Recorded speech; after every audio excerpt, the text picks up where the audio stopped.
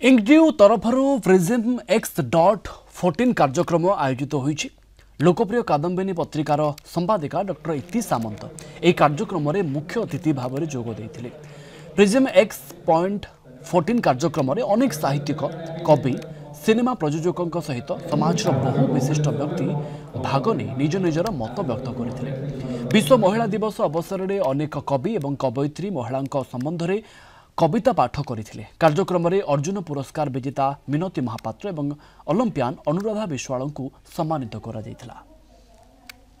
अंतर्जातीय महिला दिवस रे आमे चाहिथिलु महिला मानक ऊपर किछि माने कही सेमानकर जो गुण गारिमा तांकर जो आमर जो गर्व से माने अछंती सेमानक नै कि गोटे छोटिया कार्यक्रम अनुष्ठित करथुलो एठी आ एठी हमर मैगजीन भी रिलीज हेतिला आ किछि बुक भी रिलीज हेतिला आ हमर मुख्य अतिथि भाव में इति मैडम इति सामंत मैडम डॉक्टर इति सामंत मैडम एठी रहिथिले।